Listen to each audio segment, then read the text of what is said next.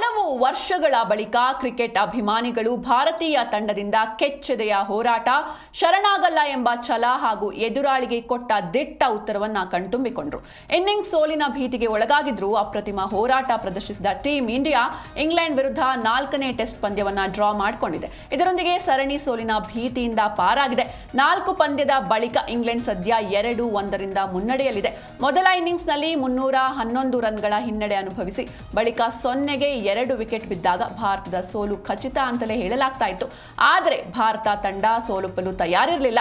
ನಾಯಕ ಗಿಲ್ ಹಾಗೂ ಕೆಎಲ್ ರಾಹುಲ್ ಅವರ ಹೋರಾಟದಿಂದಾಗಿ 4ನೇ ದಿನದ ಅಂತ್ಯಕ್ಕೆ 2 ವಿಕೆಟ್ಗೆ 174 ರನ್ ಗಳಿಸಿದ ತಂಡ ಕೊನೆ ದಿನವಾದ ಭಾನುವಾರವೂ ಕೂಡ ಅಭೂತಪೂರ್ವವಾಗಿ ಆಟವನ್ನು ಆಡಿತು. ತಂಡ 4 ವಿಕೆಟ್ಗೆ 425 ರನ್ ಗಳಿಸಿದ್ದಾಗ ಡ್ರಾಗೊಳಿಸಲಾಯಿತು. ಇನ್ನು 3ನೇ ವಿಕೆಟ್ಗೆ ರಾಹುಲ್ ಹಾಗೂ ಗಿಲ್ 188 ರನ್ ಜೊತೆಯಾಟವಾಡಿದ್ರು.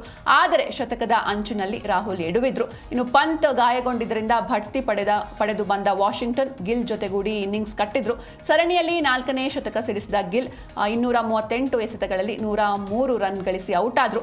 ಈ ವೇಳೆ ಭಾರತ ಸಂಕಷ್ಟಕ್ಕೆ ಒಳಗಾಯಿತು. ಆದರೆ ಮುರಿಯದ 5ನೇ ವಿಕೆಟ್ಗೆ ಜೊತೆಯಾದ ಸುಂದರ್ ಹಾಗೂ ರವೀಂದ್ರ ಜಡೇಜಾ ಇಂಗ್ಲೆಂಡ್ನ ಗೆಲುವಿನ ಆಸೆಗೆ ತಣ್ಣೀರೆರಚಿದ್ರು.